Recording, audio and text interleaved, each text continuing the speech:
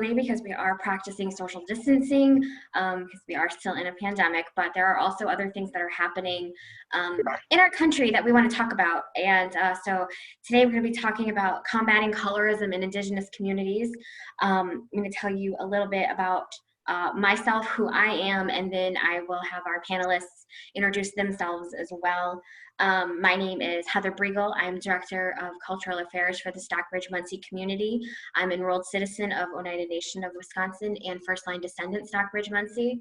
I am a historian by trade, and I lecture on Native history, policy, activism, and I try to make sure that we have a voice for our Indigenous peoples you know, in this greater world, grand scheme of things. And I am going to be helping to facilitate this amazing discussion that we have today going on. So I want to thank Jasmine and College of Menominee Nation for hosting this event. I think this is super important. And I want to allow our panelists to introduce themselves. So when I say your name, if you could just introduce yourself, and then we're going to jump into our questions, into our discussions, and we're just going to go from there. So Stephanie, do you mind taking a moment and introducing yourself? Sure thing, sure thing. Thanks, Heather. Yeah. Hello, everyone. Hello, Stephanie Ortiz here, she, her, hers.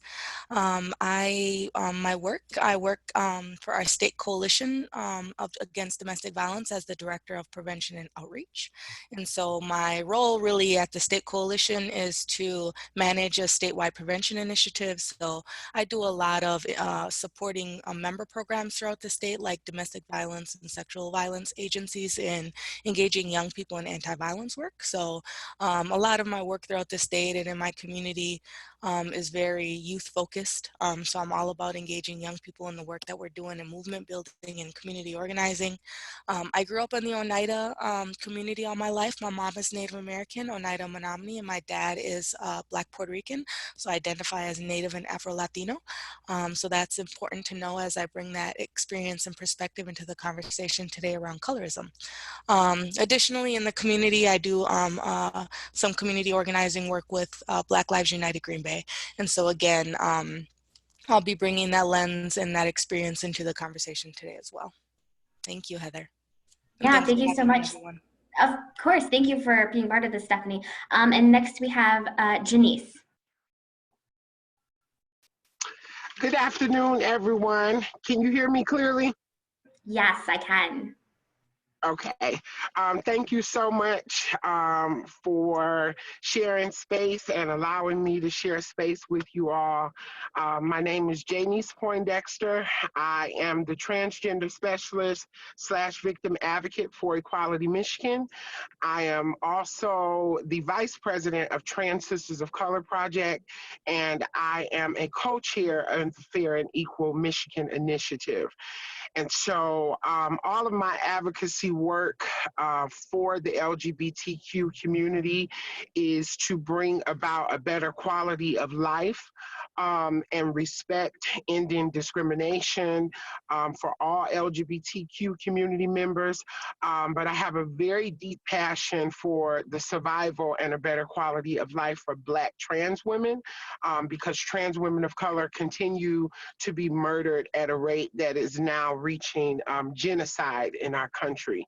And so all of my advocacy in the state of Michigan definitely speaks to amending the Elliott Larson Act to cover sexual orientation and gender identity, which would give a lot of community members stability in their jobs, in their home, healthcare systems, and you kind of name it. And so a couple weeks ago, we had a ruling from the Supreme Court that said you cannot discriminate against LGBTQ community members in the workplace. And though we are happy, you know, we can't get too excited because the work is still not done. That ruling did not address public housing. It did not address healthcare. It did not not address public accommodation. So though we can be happy and build on that, there's still so much work to do. And just looking at the colorism and the disparities that communities of color face, I can't think of a more appropriate time to have this level of clear and transparent conversation. Thank you so much for being part of this, Jeynce. I really appreciate it. Jeynce and I go way back to Women's Yeah, March Michigan, so we're very that's excited to have very excited to have her here. And then Jasmine, did you want to do a little bit, quick little introduction of yourself? Sure. Just to let everybody know also that there was a slight lag on the Facebook page, but I think you just mostly missed my part at the beginning. So, Poso Mawanawiak, my name is Jasmine Neosh. I'm a student at the College of Menominee Nation, as well as a member of the Menominee Nation where I'm enrolled. Primarily, I do work around environmental justice, specifically along climate change. But of course, you know, within that, it's impossible to imagine a climate just world without, you know, thinking first about equity and about all the changes that need to happen before we can get to that point where we can actually come together as a world and a community. I like to always let people know that environmental justice and racial justice are not two diverging things. They are intimately linked. So thank you again for all of you joining us today. Yeah, absolutely. So we're super excited to get this started. Why are we talking about colorism in Indigenous communities? It's super important. Historically, even before the first enslaved people were brought to this country, you know, us as Indigenous people were here. And then we had, you know, 1619, the first enslaved people being brought over. And from that moment forward, our lives have been intertwined, whether that was working as enslaved people together, whether that was even some Native nations owning slaves itself. We've been intertwined, and so we think it's super important to discuss this. And so that's just a little of the historical context. Is like we've been together from the beginning, and we have voices, and we have the same concerns and causes. And if we can work together to bring, you know, awareness to that, that would be a good thing. But first we have to identify issues within our own community that, you know, might stop us from doing that, might lead us down different paths. So I'm really glad we have this panel together, and, you know, we're just going to dive right in. So from your experience, how have you seen colorism manifest in your own community? And Stephanie, I'll let you go first if you want to take a stab at that question. How have you seen colorism, you know, as manifest in the community that you live in, that you've grew up in?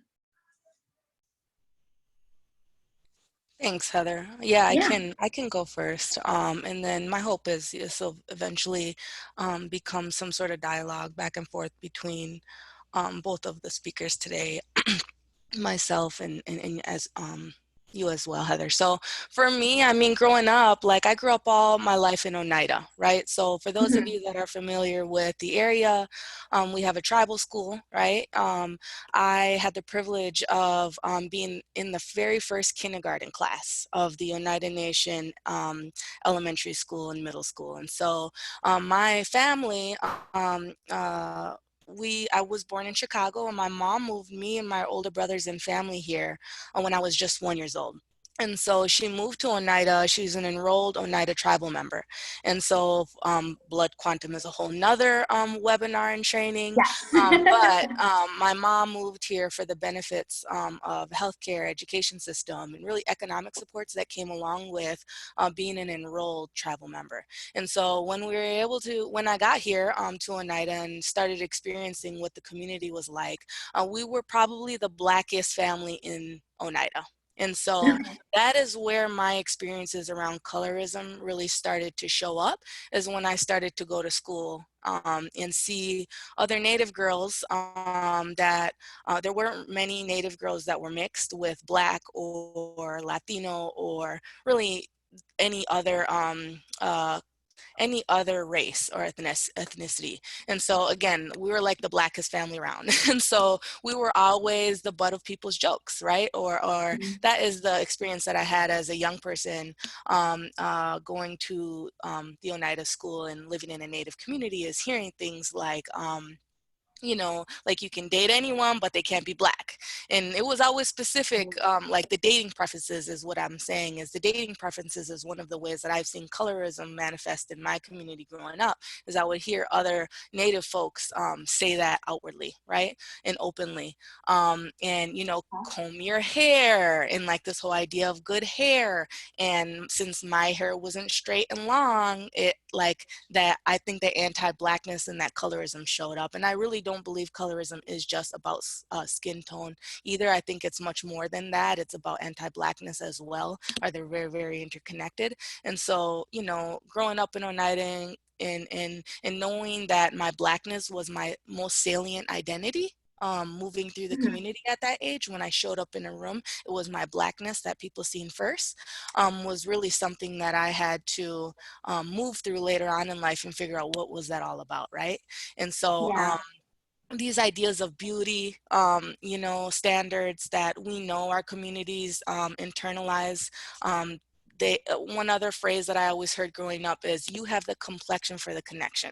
And so while growing up in an Indigenous community, while I was like the blackest family in the community, as I started to live later on in my life in more of the Green Bay community, where there was black folks that actually grew up in black culture, and I was around much more of the black community, I started to realize my privilege in my skin tone as well. So my early childhood, I would say middle school and more growing up in the Native community, I was like the blackest family. But once my family started to move into the city more, we were no longer the blackest family, and we were certainly privileged with being lighter skinned, right? And so when I got into high school and college, then I started to realize, like, whoa, I have a privilege of, when you think about colorism on the spectrum, right?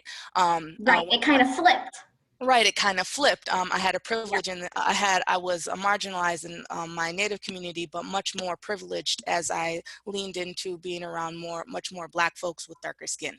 And so then I started to realize, you know, like there was this phrase I would always hear, Stephanie, you have the complexion for the connection. So for me, that was an internalized belief, right? But it also is very real. Like there will be times where I had to leverage my privilege of being light skinned to either have a conversation with an elected official or the police or whoever it might be. And so for me, the way that colorism manifested in my community was a little bit different when I think about my experiences growing up in Oneida, and then my experiences living more so in the Green Bay community and in the city around much more black folks and darker skinned black folks specifically. So, you know, that was really some of my experiences, just again, realizing what is my most salient identity in, and then also trying to push people in their beauty standards and their ideas that like this, again, this idea of dating preferences and beauty standards being more about your proximity to whiteness, right? And so we'll elaborate, I'm sure, on that more. Yeah, we definitely will. And that's really interesting. Jeynce, I want to bring you into this conversation as well. You, as Stephanie was talking about, you know, colorism, you know, manifesting in her community, she brought in different points that I thought were really interesting, that I thought maybe you could elaborate on a little bit more. The sense of identity, the sense of beauty standards. If you could just maybe elaborate or add to and bring in your own experiences within your community for us. Yeah, I certainly could. I thought she brought up a lot of good bullet points as well. Yeah. A really strong way that I see colorism in my community, I'll just say, like right now. So a lot of the community agencies, the community centers, you know, where the resources are, they, just being quite frank, they're governed by either white women or white men. And so that's a really strong dynamic, because I know a lot of people look at the community like, you know, oh, oh, well, they now have marrying rights, or it's getting better for them, so everything is a-okay. But there's a huge colorism problem in the LGBTQ community with relating to the white culture and the communities of color. And there's like this just mistrust of Black voices and Black experiences and Black leadership. And no matter even how the programming and things shape up, if the supervising or the governing person who's the executive director or the administrator, if they don't like it, the program doesn't move forward. If they don't like the scope of the program, and then it has to change. And all of that is really micromanaging, and it really keeps a toxic presence over achieving the work. And the truth is when you get people from the community that you're trying to serve, it's one thing to get them, it's another thing to trust them and to help build them up to a place where they are a leader, or where they feel so included into what's going on that they're always willing to produce, always willing to see what's next, always willing to show up. And I see a lot of that being stifled in the community. Just on a community level, that carries over also. You know, you've got a lot of community members. For some of you on the call who may not know how Michigan or Metro Detroit is set up, just across 8 Mile, you cross over into Oakland County. We have community members and agencies that boast of working with everyone in the community and how they allocate so many resources and help everyone. But these agencies don't cross 8 Mile. They don't touch the community members that really need the resources, nor do they redirect the resources in that sense. So the colorism not only shows up, it literally is a staple, because you have the community members from Detroit that don't feel comfortable or welcome going over across into 8 Mile. And it's not like it's a far-fetched reason why they don't. It's definitely embedded into the mentality of the community that you are not welcome here. And if you are, you're probably subject to scrutiny or policing by staff. And also they'll call the police on you. So colorism is definitely, it's a huge thing, especially if you start going out to Rochester, some parts of Ferndale, some definitely parts of Madison Heights, of course, parts of Centerline and Warren. So these are all neighboring cities and community on the outskirts of Detroit. So imagine where, you know, you think you have this big free equality movement, but even when you go and try to connect with other community members, you're still put in your place as relates to color. Right, absolutely, and I can attest to that.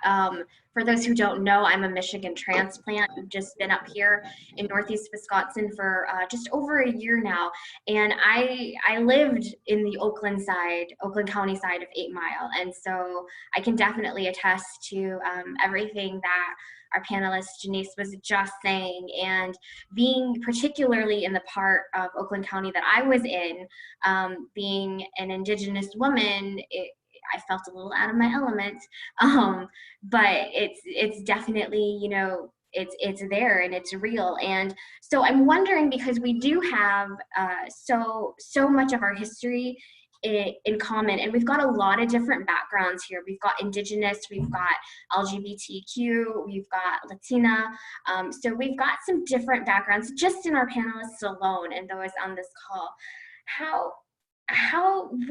What are the benefits that we can see when our communities come together, when Indigenous communities come together with our Black brothers and sisters, our LGBTQ plus brothers and sisters? What are the benefits of working together? And I mean, whoever wants to go first on that one, I will let them have the floor.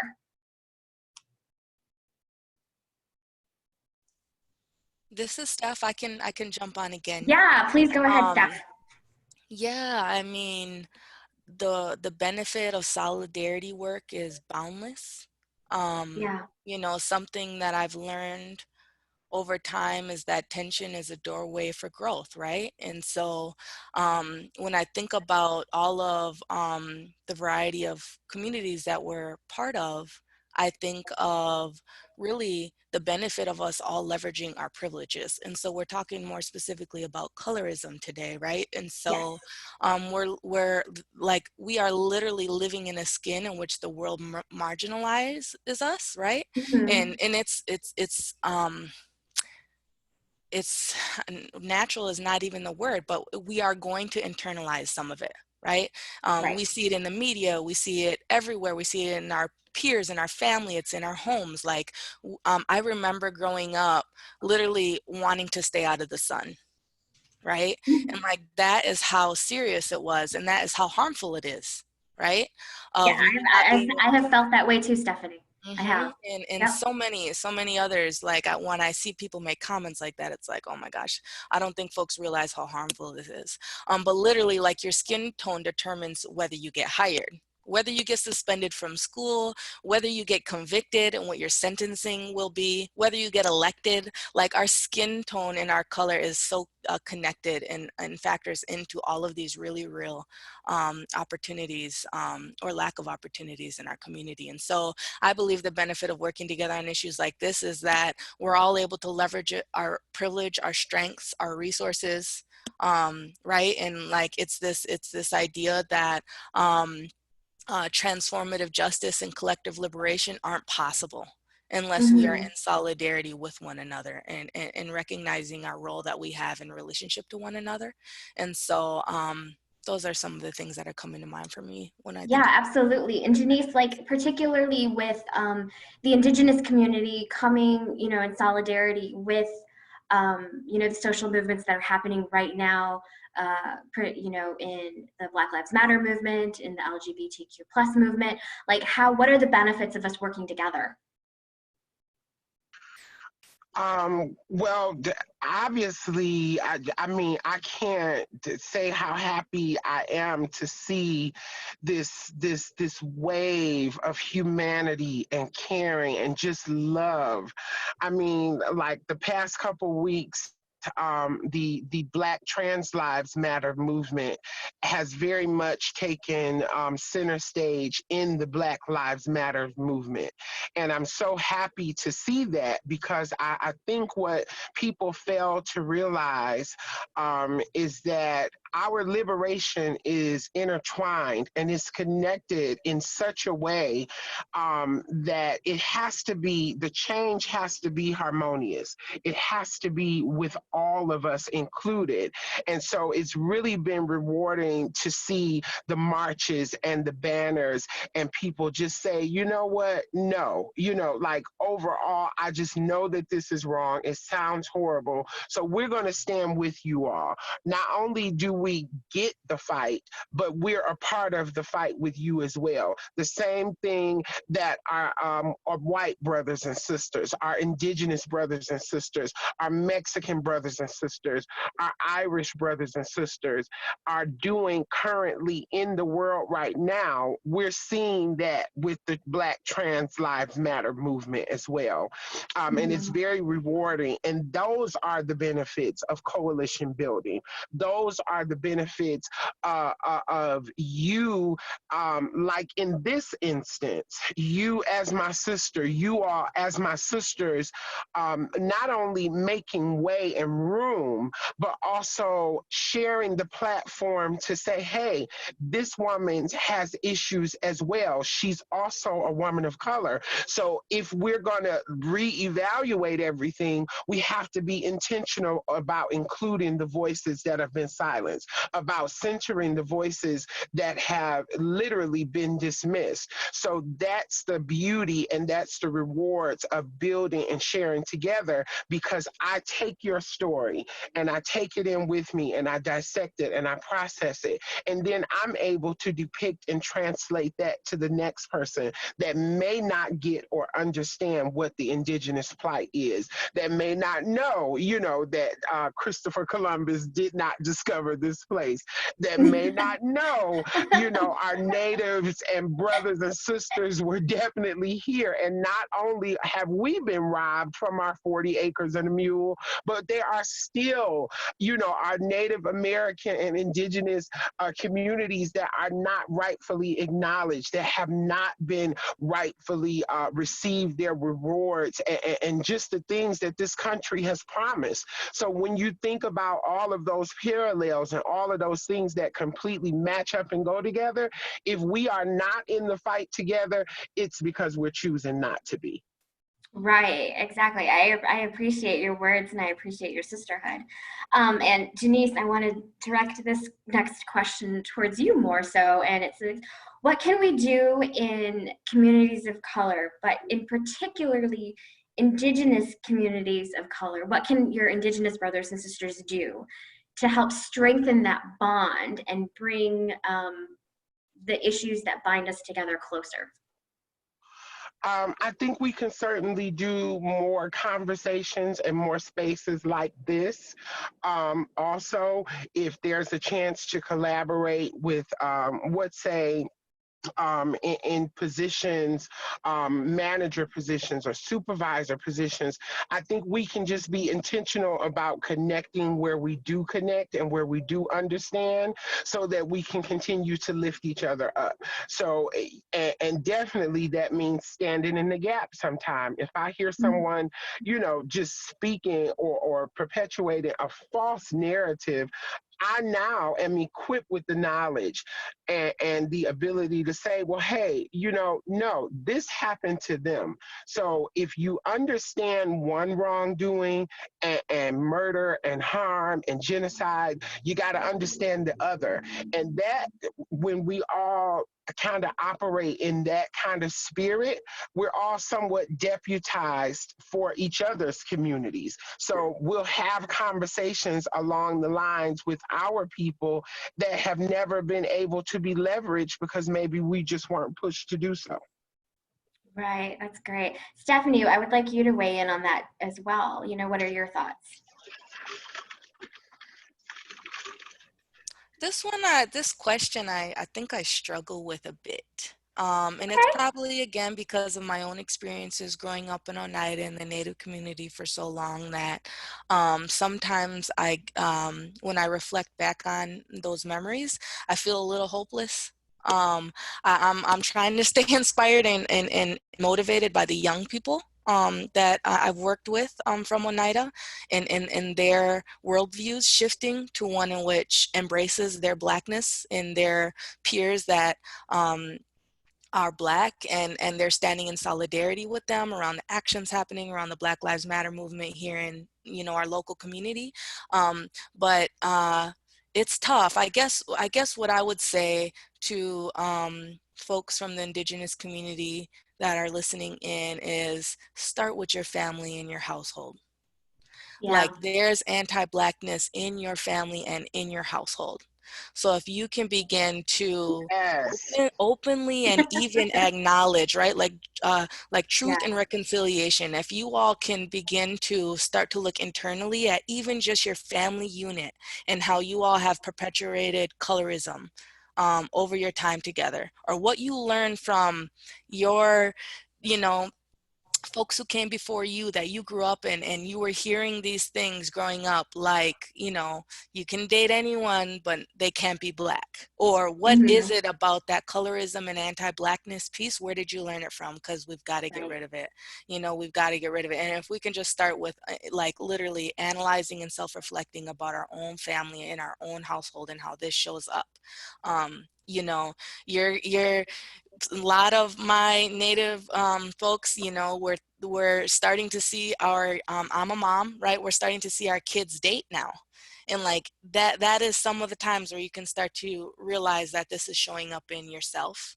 And again, as I mentioned, for me, that's how it showed up a lot, was dating preferences. And I would hear it like called out all the time in Oneida Yeah. and in my community growing up about dating preferences and, you know, the lighter, the better kind of thing, just these Mhm. really anti-Black rooted beauty standards. Right. And in that regard. So I say the revolution starts at home. Yeah, no, I think, go ahead, Jeynce, go ahead.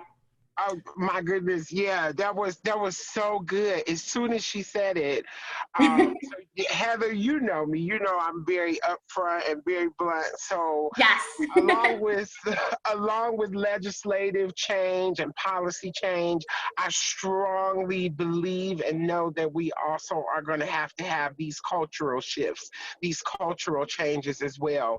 And that's where a lot of the work is really going to be rooted. And so when she said it, it immediately took me back to a lot of conversations that I have, because I am a strong person of faith. I'm a preacher's kid. I grew up in the church, singing in church and in school. So trying to see where I fit in the Lord's kingdom and in His inheritance, and making sure that I'm in His will. That's not always supported by Black church community members. So I was thinking of that. I also was thinking in our families, a lot of time communities of color and particularly Black LGBTQ community members, their first level of hate, their first level of physical harm, their first level of disconnection and ostracizing comes from the family. It comes from the mothers and the fathers and the sisters and the brothers and the cousin who's allowed to beat up the little lesbian or the little gay boy.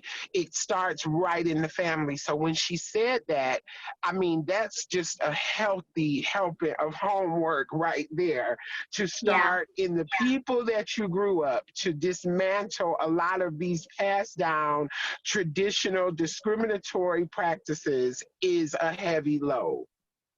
Absolutely, and you know, I'm gonna jump on that bandwagon as well. I've been I didn't want to like see too much because I want to keep the conversation going, but at the same time, it does start at home. And you know, those of us, you know, listening, joining this call today, this panel, and our panelists who are speaking, we all know the importance of education. And myself, as you know, I consider myself a historian and an educator, and I find that, you know, that's the key, and it all starts at home. It all starts with what you're learning, you know, from the time you're itty bitty to the time you're an adult, because you carry that with you. It's super, super, super important. And I want to make sure that we hear all voices heard. So I'm going to ask Jasmine if she could come back on, and if there's any questions that we've gotten from social media. I see a couple of things that have popped up in our chat that I'm willing to address. Do we have anything else from the social media as well? No, mostly the questions have been coming in through the chat box. You can go ahead and take those and whatever. Yeah. Okay. So yeah, we're gonna listen to some of our people here joining us, and I love it. And then so we'll go through some questions. We're gonna leave you with some action items and our final thoughts, and then of course this will be available for you to view via Facebook. So we have one person who asked, can we talk about how skin tone impacts Native people within Native communities, how that harms Native individuals and communities? So Stephanie, do you want to take a crack at that one? I know you talked a little bit about it when you were doing your introduction to us. Yeah, so curious to even open up space to hear what the person, you know, like their insights on this as well. But for me, I mean, wow, it denies the complexity of our whole selves, right?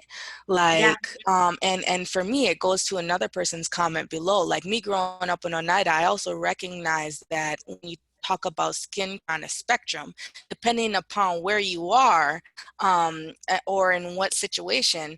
Again, your skin tone could be a privilege, or it could further marginalize you or limit you from opportunity. And so growing up in Oneida, again, I do have some Oneida folks that are very light-skinned with blue eyes and like blonde hair, and they have their own experiences in the world of feeling ostracized or experiences where they are feeling less than a Native person because of that identity, or how they show up, their skin tone being whiter. For me, my angle or my perspective on that is I see it and I know it's real, and white privilege overall, when you're talking about going out into other communities, is always still going to be seen as a privilege, you know. Within our own families, I think sometimes that's tough to be able to feel ostracized because you're having lighter skin. But for me, I just see, and again, I don't want to try to like oppression Olympics here, right? Like, but for me, it was always my darker skinned Native folks that had a harder time throughout their lifespan in terms of colorism than whiter skinned or lighter skinned Native folks. My darker skinned Native folks tended to feel marginalized for longer periods of their life, if not their whole life. And I felt like my lighter skinned or whiter skinned Native folks, it was usually instances where someone will say something, and that's damaging and harmful as well, right? And robs of us realizing our whole identity and our whole self. However, it wasn't to the extent of marginalization that darker skinned Native folks experience. And that's only from my experience of calling in my friends and family and growing up in the Oneida community. Absolutely, and I want to just give a little bit of historical perspective to this as well. Historically, the darker your skin in the Native community, the worse you were treated. We know that from, and again, Stephanie said earlier, blood quantum is a whole other thing you could get into. And I actually just did a lecture earlier this summer on blood quantum for the Crazy Horse Memorial out in South Dakota, which is on their Facebook, so you can look at that as well. But the darker the skin, you bring in the blood quantum idea, and it leads to a whole different of treatment. And the skin color of a Native person was tied to, treaties and how much benefits you would get, how much land you would get. And I appreciate this question, and I want to take it one step further, and I want to ask Jeynce about this. Let's take the same question, Jeynce, but let's replace Native communities with Black communities. Does skin tone impact how you are treated within the Black community? It does. It definitely is a strong colorism in the Black community. You always see the lighter complected or ladies or even gentlemen, you see them kind of revered and, celebrated and and, rarely do you see the celebration of the caramel skin or when we get into the darker hues. And you even see that when we do celebrate the darker hues, for instance, you'll see a lot of people tell a darker woman or a darker, oh, you cute to be chocolate. Or you cute to be so dark skinned. Like, and people I've heard people say it, and I'll be honest, before I knew what it was and how, demeaning it was, I've even said it, like, oh, she's a pretty chocolate girl, you know what I'm saying? And really realizing, like, no, she's just a pretty woman. I don't have to put the emphasis on chocolate because that then takes it to a comparison to, like, okay, so she's pretty as opposed to who am I comparing her to? Who am I kind of pitting against each other? So just realizing our own bias and how we can interject project and show up. But it definitely is a thing in the Black community. It happens all the time, all the time, all the time. It is, Yeah. it's also very prevalent in the LGBTQ community. So we have the ballroom culture. And I'm the house mother of the House of Mizrahi. So we travel throughout the country, and it's honestly an international house. But we travel throughout the country, and we compete against other families and other houses. And you can see it show up even within our good time and our celebration within ourselves. If there is someone who has a wavy hair and she's light complected, she's put up on a pedestal, as opposed to someone of a darker hue. They got to struggle a little bit harder, maybe got to work a little bit more to get your attention in the competition. So it shows up in so many different ways. And I think it shows up in many different, more forms than we as people really want to tell the truth about. Yeah, wow. Yeah, absolutely. And something that you said that I want to point on too is we have to take in our own biases as well. Like we do it, we might unknowingly do it, but we do it ourselves. I fully admit that I have done it. And I know, Jeynce, you have, just said you've done it as well. So, and I'm sure Stephanie has, and I'm sure Jasmine has. It's like we make those assumptions, and then we're like, oh no, wait, she's not, she's just a pretty girl, not like, putting the skin disclaimer in front of it. So yeah, it's definitely that's a good question. And I really hope we answered or gave some insight to that person. Another question that we have from one of the viewers is, what historical alliances serve as models for collaborations and unpacking internal colorism? That's a good question. Who wants to tackle that one? Or has anything to say about it? Can you repeat that again, please? Yeah, I can. It was really good. What historical alliances serve as models for collaborations and unpacking internal colorism? So that is really good. And I would invite Jasmine to come in too if she has any feedback on any of these questions as well. I mean, historically, there have been alliances between, different communities. The first alliance that came to my head, and I'm not really sure if this is what this person was looking for, was, the abolitionist movement, pre-Civil War, collaborating with the Underground Railroad movement to help free slaves. That was a collaboration that came in together. Where, people worked together. Jasmine, I feel like there's also alliances within the climate community between different groups of people.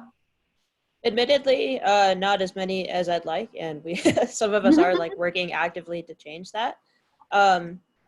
I did learn something super interesting from a really fantastic Black and Indigenous scholar that I met just the other day named Alex Williams, who had informed us that something that I never knew was that Martin Luther King was assassinated. But what a lot of people don't know is that I guess he had been assassinated not too long after starting to really build some very meaningful connections with Indigenous activists at the time, because around that time everyone was kind of starting to empower themselves. Standing Rock was also a fantastic instance of that, which Yes. Obviously that was a more Indigenous centered experience, but there were a lot of Black folks who answered the call as well. One thing that I think a lot of people are starting to recognize, and a lot of reasons why we are exploring these things a little bit more, is because even though our experiences are very different and our histories are unique and valuable in their own right, there is a lot of common ground. So at the same time that Standing Rock was going on, and you were looking at this, this possibility of poisoning the water of, God knows how millions and millions of people, many of whom are Indigenous folks, and that whole issue of relocating the route of that pipeline from a primarily white, community to an Indigenous community where they would be the most, impacted. the whole like Flint, Michigan thing was still going on. Not to mention issues all throughout the South, where people had these issues where they can't drink their own water at their home.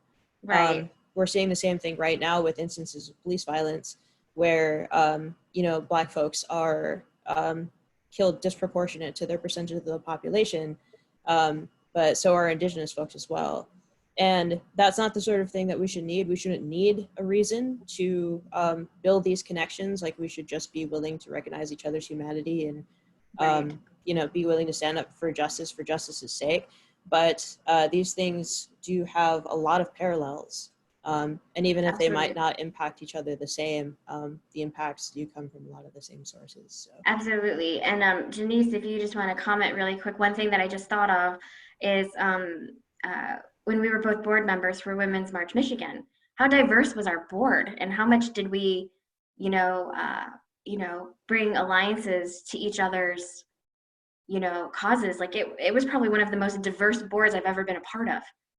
Yeah, it definitely was, and it when as you all were speaking, I went all the way back to the Stonewall.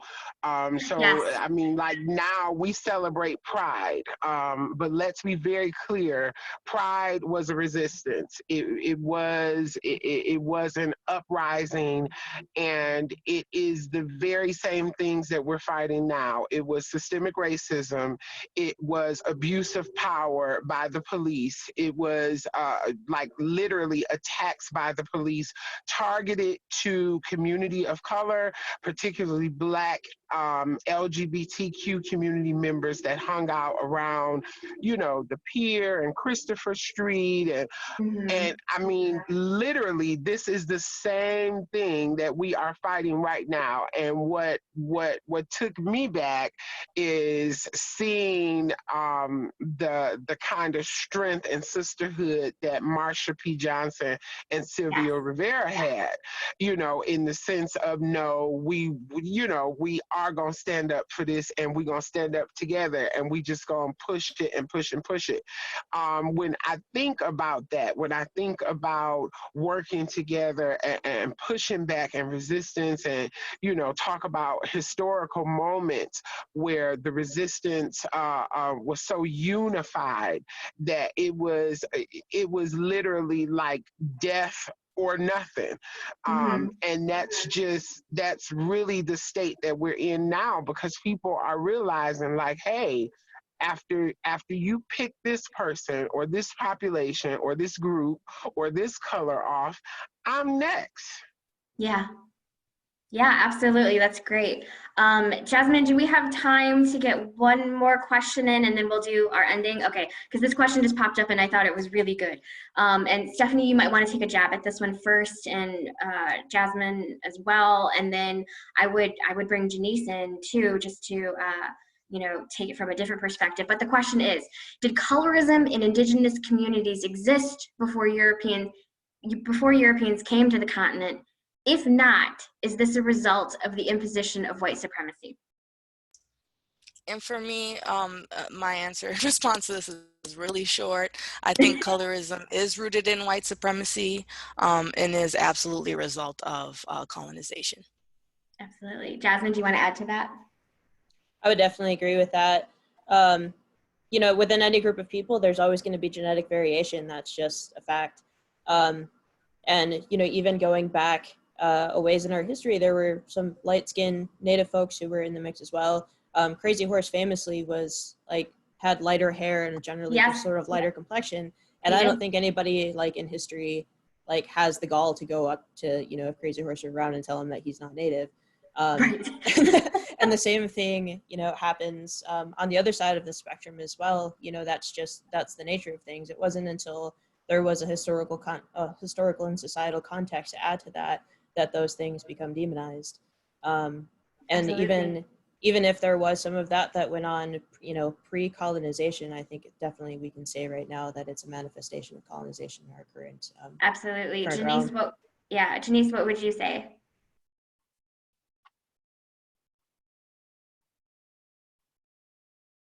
I'm sorry, I was muted. That's okay. I'm sorry. Start over. Yeah, it's been really crazy on my end. Can you repeat that? I'm sorry. Yeah, so coming from your perspective, so think of this in terms of your community. The question was, did colorism in Indigenous communities exist before Europeans came to the continent? If not, is colorism the result of the imposition of white supremacy? Oh, I think it definitely is. If you just take historical facts, I mean, looking at just the Black community itself, you know, back on the plantations, if you were lighter, you could work in the house, and you were True. probably if you were a woman, you were probably in relation with the slave master, and you look how the darker ones were treated. They were outside in the field. You could not come in. You ate probably a second grade of food or scraps or whatever was left over. So when you think about colorism, colorism has been pushed upon us.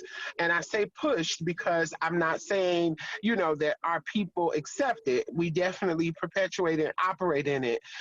But that colorism was pushed on us to now, I think it's just embedded internally, that, you know, the lighter your skin are, the better you are. You know, if Right. your hair has a little bit more curl to it, then yeah, you've got good hair. If you got kinks or knots, oh, you're nappy, and what are you going to do with your hair? It's Right. that kind of, it's that just that unlevel playing field that has been established by the racism, by the discrimination, because that's what holds the unlevel playing field. If you all thought you were beautiful, there would be no comparison. If all of our lives had value, we would not have to argue and fight for equality. If the policies that we have to navigate and live through in this country were really speaking to the pursuit of happiness for everyone, then we wouldn't have to organize and strategize and mobilize and resist and fight back and stand up. So I think it definitely plays out. And when I think of the LGBTQ community, of course, it definitely goes hand in hand, just from how you're treated. You know, you can say an issue or, you know, have an issue at a club, say for instance, over at Gigi's, that would be handled so lighthearted, as opposed to if there's an issue over at the Woodward, you know, damn near the combat squad is coming, you know, and I get it, you know, it is what it is. You have to respond, but I think about the mentality in the response. I think about if there's an issue and I call for police in Detroit, they may not come, and you know, they may not show up because resources are down, because there aren't enough police. If I call a police where I stay in Southfield, you know, they're not going to come with their guns drawn. They're going to come, ma'am, is there a problem? What's the issue?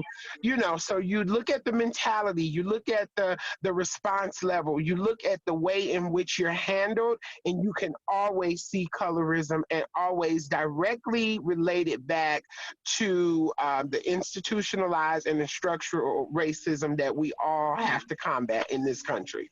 Absolutely. I appreciate that. On the Indigenous side too, that what you were saying, Jeynce, actually reminded me of something too, which is in the Indigenous community, a lot of that tends to stem from the boarding school era.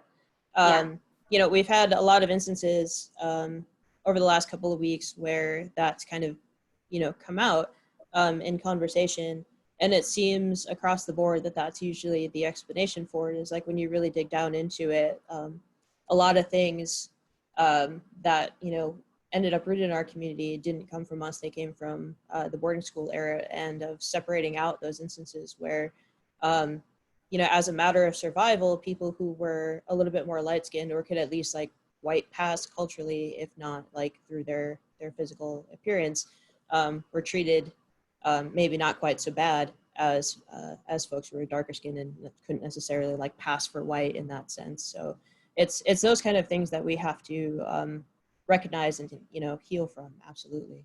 So yeah, absolutely.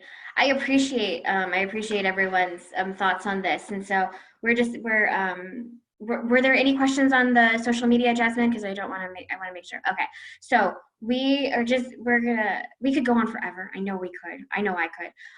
So I would love if each of us could just give our parting thoughts, maybe an action item as to what you can take back to your community. And then by all means, please, if you have organizations, plug your organizations and tell us a little bit about yourselves or about them and how we can help. And I want to appreciate everyone's time. So Stephanie, if you would like to go give us like your final thoughts, maybe action item, or you want to plug, and we'll go from there. Sure thing. Thanks, Heather. Yeah. For me, my closing message to folks tuning in is, again, start with yourself. This is love work, right? And Toni Morrison always used to say, our love work is only as good as the lover, right? And so I'm always a strong advocate for self-reflection. So my hope is that you will start to bring in the conversation around colorism into your own family, into your own relationships, and really start to recognize how we participate in it, right? And have that conversation with folks that you love or that you know that maybe they haven't really embraced their Blackness, but that they have African heritage, right? So connect them with other mentors and activists in the movement that to learn more if they are not feeling connected to their Blackness in their own community. So that's what I will leave you all with. I appreciate y'all for having me. Did you have any organizations you wanted to plug? Oh, yes. So again, Dual, if you're interested or passionate about engaging young people in anti-violence work in Wisconsin around promoting healthy relationships and healing, feel free to reach out to me. That's the work that I do through End Domestic Abuse Wisconsin, our state coalition against domestic violence. And then locally here in the Green Bay area, I'm a co-founder of Black Lives United Green Bay. So any direct action or organizing work that you're interested in being a part of or supporting and mobilizing folks to be a part of, please let me know. Perfect, thank you. Jeynce? I'm gonna go to a computer and do it right. So I told you all that all of my work is to uplift equality for LGBTQ community members with a strong passion for the survival and the better quality of life for trans women of color, particularly Black trans women that are being murdered at a genocide rate in our country. So that's what my work speaks to. Even when I travel throughout the country, speaking, advocating, training, motivational speaking, that's what it's for. It's to push for the National Equality Act. Here in Michigan on a local level, it's definitely to get the Elliott Larson Act amended. And so if you believe in the work or you recognize our plight as a community and you want to support that, by all means, Equality Michigan has a web page. We have a Facebook page. I encourage you to keep up with what we're doing. Transistors of Color Project, that particular agency was started almost 10 years ago, and it's ran and facilitated by trans women of color only, for trans women of color only. And so I'm able to really own in on the ladies of our community and really support them in a major way. So if you believe in that work, by all means, Transistors of Color, we have a Facebook page. We have different ways that you can connect and sponsor or volunteer or donate, whatever that looks like for your level of support. For Fair and Equal Michigan, that's an initiative that I'm very proud of. So this is outside of Equality Michigan, outside of Transistors of Color Project. And so this is an initiative that speaks directly to amending Elliott Larson, because we realize that on the policy end, that, we're getting blocked by the Republican controlled Senate here in Michigan. So we're kind of brainstorm and come up with new innovative ideas and ways to essentially and eventually seek equality for all LGBTQ community members. Thank you. Jasmine? Sure. As far as the action item goes, again, I just want to echo Stephanie's fantastic point about how this often starts at home with us. You know, Indigenous people have absolutely no qualms about calling out racism when it happens to us. So, you know, and when you hear that kind of stuff, just, you know, don't turn away from it. Pretend that it's act for our brothers and sisters as we would want them or other people to act for us. You know, that's just kind of a basic idea there, but it's a really powerful one. I also wanted to echo something that got mentioned in the chat that might not end up being shared on the recording, which is the Sacred Waters Pilgrimage, which is a group that's primarily in the Mississippi River watershed. So thanks to Kellen for pointing that out. And it's windandwarrior.com. Perfect. And just to thank all of you so much for joining us and being a part of this important conversation. Yeah, I was super stoked to be part of this. I'm really honored to have, you know, Stephanie and Jeynce and you, Jasmine, be part of this, asking me to moderate it. You know, I love that we can have this conversation. As far as my final thoughts, I'm going to echo what a lot of people said, which starts at home. And I'm going to take it one step further. It starts with you. Look within yourself. Find out what biases you might have. You might not even realize you're doing something. Read as much as you possibly can. Watch, I'm a big documentary nerd. Watch documentaries. Just learn. And I always say this at the end of every lecture. You can ask any question. There is no offensive question. The only offensive question is the one that you leave the lecture thinking you know the answer to, and it's completely wrong. So always reach out. Always, you know, ask questions. You know, anything, and you know, look within yourself and start at home. And as far as organizations, I applaud or implore you to reach out to Stephanie's organizations that she mentioned, and domestic violence, and Jeynce's initiatives, Transistors of Color, Equality in Michigan, and you know, I don't have any organizations to plug, except I want to tell you that in the state of Wisconsin, tomorrow is the last day that you can register for an absentee ballot to vote in the August 11th primary. So if you need an absentee ballot, and I strongly encourage in the time of a pandemic, if you can get an absentee ballot, please do so. So tomorrow is the last day to do that. We do have a primary coming up, and that leads me to my biggest action item of all, is to get out and vote. We are here where we're at because our ancestors survived so we could be here. So get out, vote, make your voice heard, make their voices heard. And I want to thank College of Menominee Nation for hosting this. I want to thank Jasmine for being our technical person there. I want to thank Stephanie and Jeynce for adding their amazing voices, and to everyone who asked questions, thank you so much. To everyone who participated and listened, thank you so much. And yeah, thanks everyone for being part of this. I appreciate it. God bless everybody. Bye. Thanks.